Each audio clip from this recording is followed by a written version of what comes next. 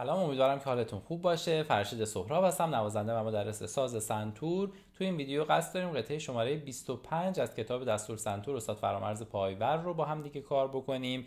قطعه 4 مضراب دشتی که فوق العاده قطعه زیباییه و خیلی قطعه‌ایه که کمک میکنه به اینکه سطح نوازندگی شما بالا بیاد و بتونید نوازنده بهتر و حرفه‌ای تری باشید، به شرط اینکه خیلی خیلی با حوصله و با دقت تمرینش بکنید و خیلی زیاد تکرار کنید این قطعه رو و تلاش بکنید که با سرعت‌های مختلف این قطعه رو بزنید. یعنی چیزی که خود قطعه توی کتاب مشخص کرده سرعت 48 که خیلی سرعت پایینیه، ولی خیلی مهمه که شما بتونید با حوصله و با سرعت پایین اجراش بکنید و بعد آروم آروم خودتون تا جایی که میتونید سرعت رو ببرید بالا.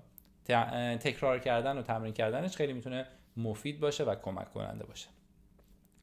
اگر که قطعه 23 رو زده باشید از این کتاب، قطعه 4 مضراب بیات ترک که حالا آموزشش هست توی کانال، میبینید که از نظر ریتم دقیقاً این دو 4 مضراب پایه‌شون مثل همه، یعنی 4 تا چنگ و یه سیاه، 1 2 3 4 5 6 هم برای نوت آخر میشه. منتها اون 4 مضراب ترک بود، این 4 مضراب دشتیه.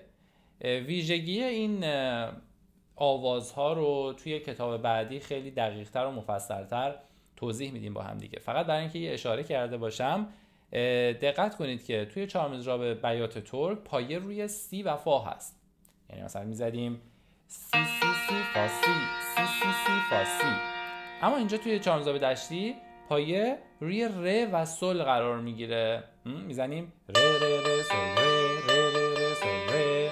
این علتش اینه که توی بیات ترک نوت‌های پر اهمیتمون که اصطلاحاً بهشون میگیم نوت‌های شاهد و نوت ایست سی و فا هستن. اما اینجا توی دشتی نوت‌های پر اهمیت میشن ر و سل. پس پایه بر اساس این نوت‌های پر اهمیت ساخته شده. اگه بخوایم این قطعه رو دسته‌بندی کنیم میتونیم بگیم که این قطعه از 4 تا جمله اصلی تشکیل شده. 2 تا خط اول میشه جمله اول، خط سوم و چهارم و پنجم میشه جمله دوم ما که بعد به پایه میرسه. یعنی هر قسمتی که بعدش پایه رو داریم تکرار میکنیم، اون قسمتی که یه قسمت تکراری هست، یه جمله کامل میشه. از خط 1 2 3 4 5 6 از خط هفتم جمله بعد ما شروع میشه، خط هفتم و هشتم، و 4 خط آخر جمله آخر هست. پس 4 تا جمله اصلی داریم. شروع میکنیم با هم دیگه اجراش میکنیم و اگر نکته خاصی بود در طول قطعه براتون توضیح میدم. بچه‌ها یادتون باشه حتما لطفاً لایک بکنید این ویدیو رو، کامنت بذارید، این ویدیو رو شیر کنید با دوستاتون، کمک کنید که این ویدیوها بیشتر دیده بشه. هم باعث انگیزه و دلگرمی من هست، هم به دیگران کمک میکنید که این ویدیوها رو ببینن و بیشتر استفاده کنن. و یادتون باشه که این ویدیوها صرفا برای کانال یوتیوب من هست و اگر این رو از هر پلتفرم دیگه ای میبینید کاملا غیر قانونی و غیر اخلاقیه. ممنون که تا آخر ویدیو با من هستید. بریم که ویدیو خوب داشته باشیم. میریم از اول شروع میکنیم. یه قطعه 6 8 داریم و شمارشمون به صورت 1 2 3 4 5 6 میشه. میزان اول میشه عبارت اولمون، ر ر ر سل ر. اجراش میکنیم. ر ر ر سل ر. به راست چپش دقت کنید، راست چپ چپ راست چپ. شمارشش هم که واضحه، 1 2 3 4 5 6 1 2 3 4 5 6. دوباره اجراش کردیم. ادامهش دو میزان بعد میشه جمله بعد ما ر ر ر سل ر ر سی ر ر سل ر. میزنیمش ر ر ر سل ر ر سی ر ر سل ر. دقت کنید همیشه گفتیم وقتی توی یه قطعه یه نوتی داره مدام تکرار میشه، اون نوت تکرار شونده باید صداش آرومتر باشه و اون نوت متفاوت باید صداش بلندتر باشه، چون ملودی رو داره اون نوتای متفاوت میسازه دیگه. پس دستی که نوتاش متفاوته باید صداش قوی تر باشه. الان اینجا باید دست راستمون قوی تر از دست چپ باشه. با شمارش میزنیمش 1 2 3 4 5 6 1 2 3 4 5 6. دو میزان بعد میشه ر ر ر سل ر ر فا ر ر سل ر. اجراش میکنیم ر ر ر سل ر ر فا ر ر سل ر. میشماریم 1 2 3 4 5 6 1 2 3 4 5 6. این مجموعه که تا اینجا زدم میشه پایه ما که در واقع عبارتاش دو میزان دو میزانه. میزان اول که یه تکرار هم داره میشه دو میزان. دو میزان بعد که بود ر ر ر سل ر سی ر ر سل ر. دو میزان بعد ر ر ر سل ر ر فا ر ر سل ر. مجموعه این میشه پایه ما. اجراش میکنیم پایه رو.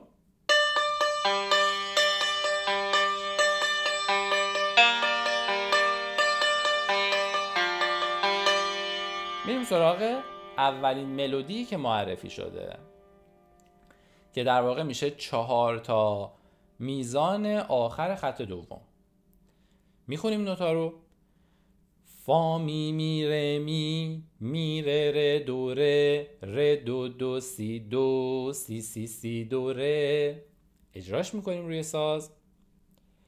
فا می می ر می می ر ر دو ر ر دو دو سی دو سی سی سی دو ر. میشماریمش. حواستون باشه دیگه اینا چیزاییه که دیگه تو این سطح باید برای شما حل شده باشه که مثلا فا اولی رو روی خرک دوم سیمای سفید میزنیم یا می رو خرک هشتم سیمای سفید میزنیم. اینا چیزایی که توی دروس ابتدایی باید حل شده باشه براتون. با شمارش میریم. 1 2 3 4 5 6 1 2 3 4 5 6 1 2 3 4 5 6 1 2 3 4 5 6 و اینجا میرسیم به یه دولا خط تکرار که باید از اول تا اینجا رو تکرار بکنیم. میشنویم این دو خط رو.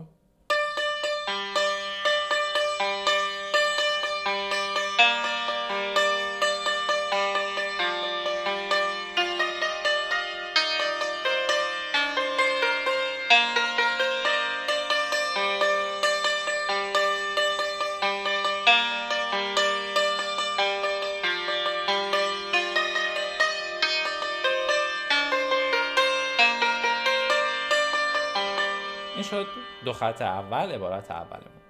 خط سوم و میزان اول خط چهارم دقیقاً تکرار خط اول و میزان اول خط دومه، یعنی همون پایه.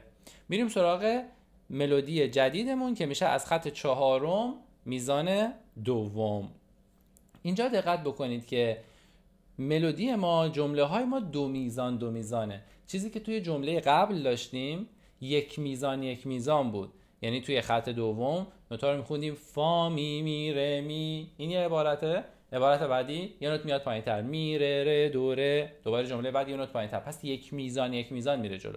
اما اینجا دو میزان جمله بندیمون، یعنی از خط چهارم میزان دوم باید عبارت ها رو دوتا ببینیم. میگه سل فا فا می فا، تو میزان بعد جوابش میده، میگه فا فا فا دو فا. این دوتا با همن، پس توی این قسمت عبارت ها رو دوتا میبینیم. شاید براتون سوال پیش بیاد که حالا از کجا میفهمیم، چطوری میتونیم جمله بندی بکنیم. این چیزی نیست که توی نوت ها نوشته شده باشه، مشخص باشه.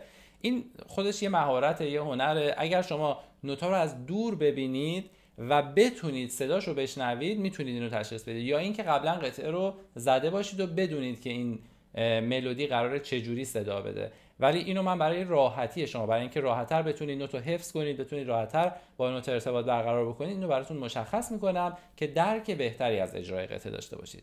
پس تو این قسمت جمله هامون رو دو میزان میبینیم. به این شکل میشه سل فا فا می فا فا فا فا دو فا. حالت سوال و جوابه. دوباره دو میزان بعد سوال و جواب بعدی اون میشه فا می می ر می. جواب میده می می می سی می. دو میزان بعد می ر ر دو ر سل ر ر سی ر. دو میزان بعد ر دو دو سی دو سی سی سی دو ر. اجراش میکنیم روی ساز. سل فا فا می فا فا فا فا دو فا فا می می ر می می می می سی می می ر ر دو ر سل ر ر سی ر ر دو دو سی دو سی سی سی دو ر. با شمارش میزنیم. 1 2 3 4 5 6 1 2 3 4 5 6 1 2 3 4 5 6 1 2 3 4 5 6 1 2 3 4 5 6 1 2 3 4 5 6 1 2 3 4 5 6 1 2 3 4 5 6. بسیار عالی. و بعد دوباره پایه ما تکرار میشه، یعنی از میزان آخر خط پنجم تا آخر خط ششم میشه پایه قطعه.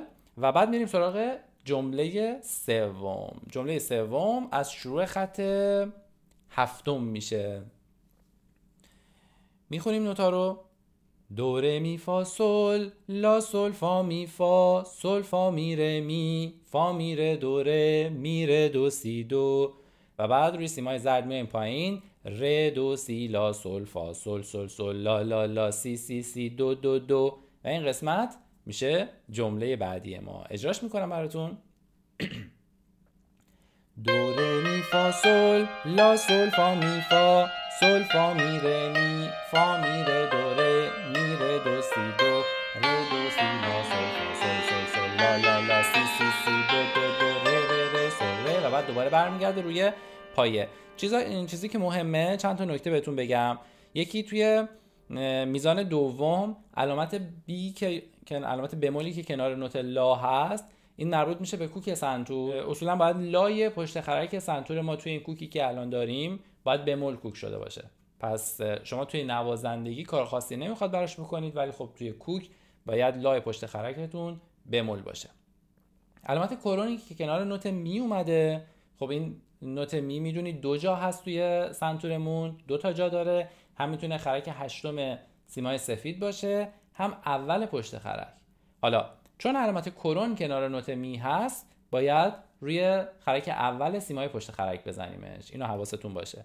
ولی توی میزان بعد که می بمول شده، اولا که این می برای بموله برای تاکید اومده، اگه نبود هم باز دوباره فرقی نمیکرد، باید بالا خرک هشتم بزنیم. این مربوط به کوکه، یعنی نمیدونم حالا شما خودتون سازتون رو کوک میکنید یا اینکه کسی براتون کوک میکنه، ولی در کل این اصولش اینه که خرک هشتم می بمول کوک میشه، خرک اول می کرون کوک میشه و هر جا که قرار می کرون باشه خرک اول میخوره، هر جا قرار می بمول باشه خرک هشتم میخوره. اینا اطلاعات تئوریه که اگر داشته باشید خیلی راحت تر با این نکات برخورد میکنید و خوبه که این نکات رو بلد باشید. مثلا کوک کردن ساز یه چیزیه که حالا دیگه کسی که تقریبا الان که اینجایید احتمالاً یک سال تقریبا 10 ماه دارید ساز میزنید و خوبه که آروم آروم این اطلاعات رو به دست بیارید، سازتون رو خودتون کوک بکنید و خب این دانش تئوری رو داشته باشید.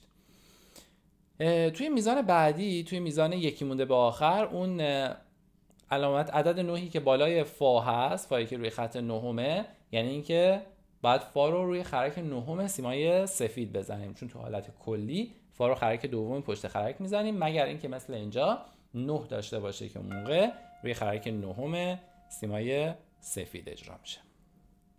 بسیار خوب، میریم سراغ جمله آخر.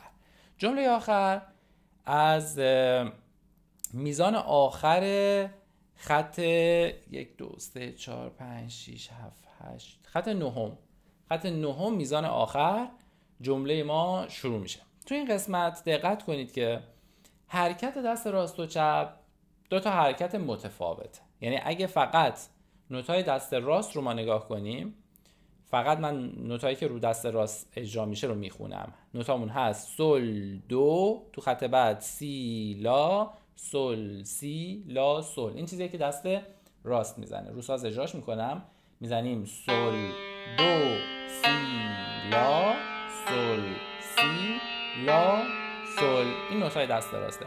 دست چپ چی میزنه؟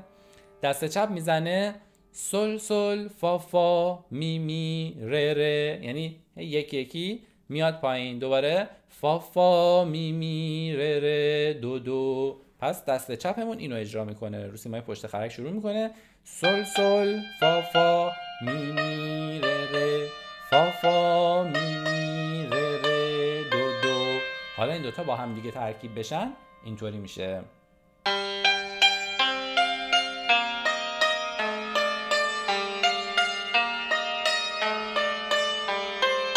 شمارشش که واضحه دیگه، همه نوتا دولا چنگن. 1 2 3 4 5 6 1 2 3 4 5 6 1 2 3 4 5 6 1 2 3 4 5 6. توی ادامهش کاملا حرکت خلاف هم دیگه دارن. دست راست از نوت فای زرد میاد بالا، دست چپ از می سفید میاد پایین، میشه فا می می سل ره ره لا دو دو سی سی سی. توی خط بعدی، خط یکی مونده به آخر، دست راست از یه نوت بالاتر شروع میکنه، دست چپ از یه نوت پایین تر، میشه سل ره ره لا دو دو سی سی سی دو لا لا. و ادامهش سل لا سی دو ره می فا می ره دو سی دو و آخرم که دیگه برمیگرده روی نوت همون پایه‌ای که داشتیم. پس اجرا میکنیم از فا دست راست و می دست چپ.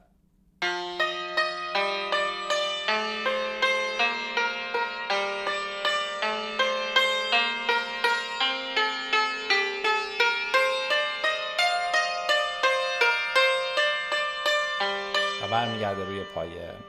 و نکته آخر در مورد آخرین میزانمون که یه جفت سل و ری سفیده که حالا راست چپ هم مشخص کرده برای تاکید. اگر مشخص نکرده بود هم باز همین بود، دست راست نوت پایین یعنی سل رو میزنه، دست چپ نوت بالا که ری هست به این شکل میشه جفت سل و ری. بسیار خوب، میریم یه دور قطعه رو با مترونوم اجرا میکنیم. خیلی باید با حوصله با سرعت کم این قطعه رو تمرین بکنید. بهتون گفتم با سرعت کم زدن این قطعه خیلی سخت‌تر از با سرعت زیاد زدنشه. پس اینو لطفاً حتما جدی بگیرید و تمرینش بکنید. فکر نکنید اگر میتونید تند بزنید یعنی دیگه کافیه و دیگه قطعه رو بلدید. مترونوم رو میذاریم روی 2 ضربی و سرعت 48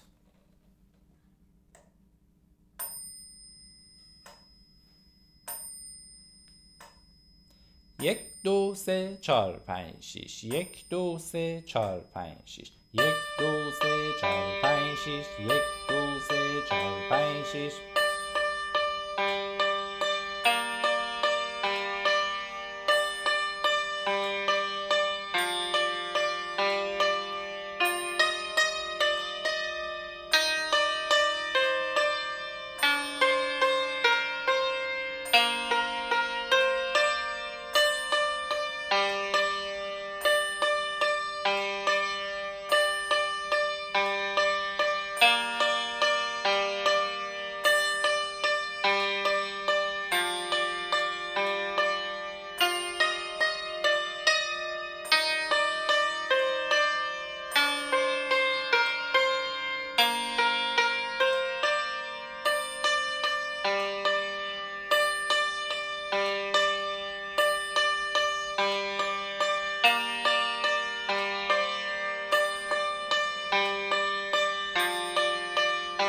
جمله دوم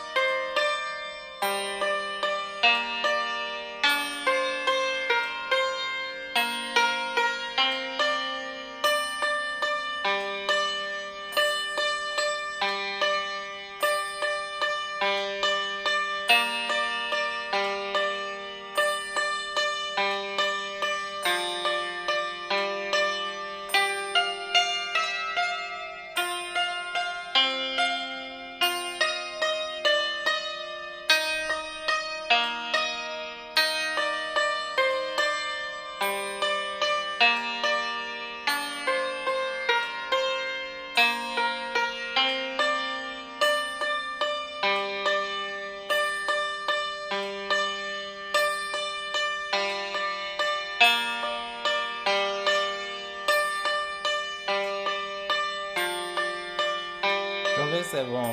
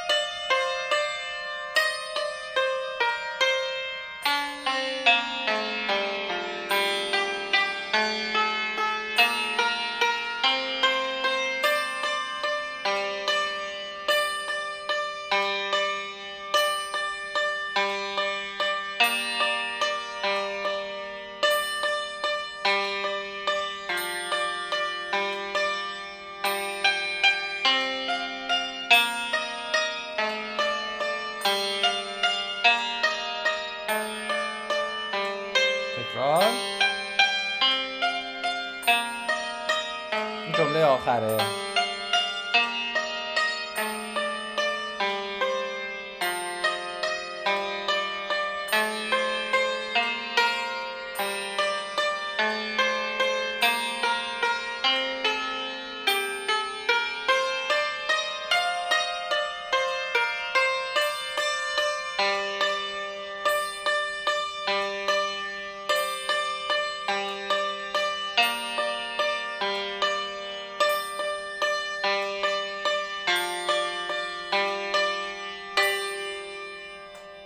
دقت کنید که دقیقاً تمام اون شماره یکای ما روی اون زنگ مترونوم داره میخوره و شماره 4 روی اون زنگ ضرب متفاوت مترونوم میخوره. این حواستون باشه 1 2 3 4 5 و مسئله که وجود داره اینه که شما باید وقتی ساز میزنید علاوه بر اینکه مواظب نوت ها و حالا جای اجرا شدن نوت ها روی سنتورتون هستید، گوشتون به مترونوم هم باشه و شماره ها و سرعتتون رو با مترونوم هماهنگ کنید. و بعد که حالا این قطعه رو خوب یادش گرفتید، حالا میتونید بهش سرعت بدید.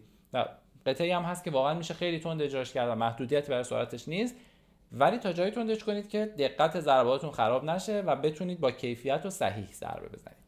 یه دور قطعه رو من براتون اجرا میکنم با سرعت بالاتر که ببینید که تا کجا میتونه تند بشه.